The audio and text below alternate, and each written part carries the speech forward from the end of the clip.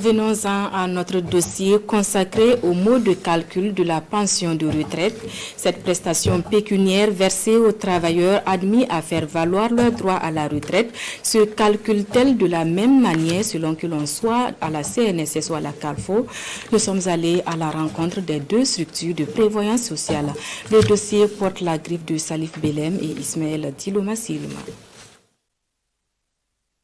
Sur www.carfo.org, il est possible d'estimer sa pension de vieillesse.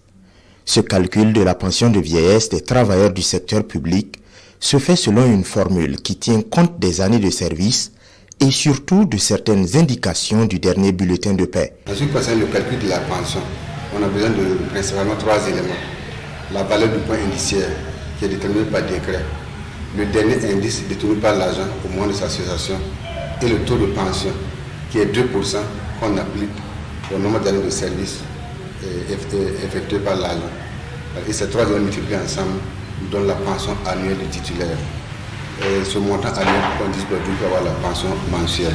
À propos du dernier indice détenu par l'agent au moment de sa cessation, il est fonction de la catégorie.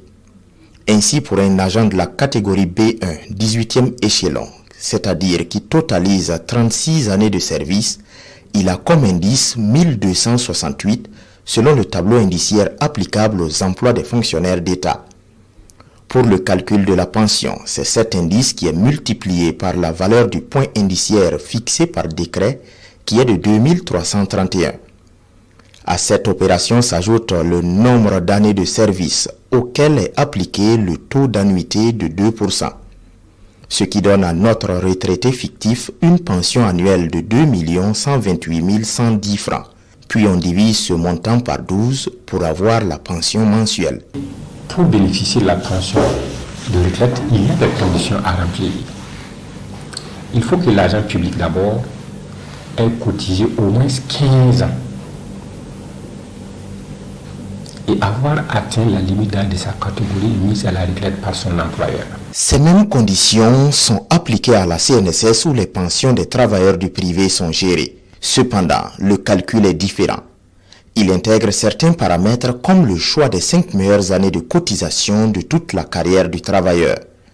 Ce qui revient à dire que si un travailleur du privé, employé à plein temps pendant 36 ans, a eu un salaire total de 30 millions dans ses 5 meilleures années, soit 60 mois, son salaire moyen mensuel est de 500 000 francs. Ce salaire moyen mensuel est multiplié par le nombre d'années de cotisation qui est de 36 dans notre exemple. À cela, on affecte le coefficient d'annuité de 2%.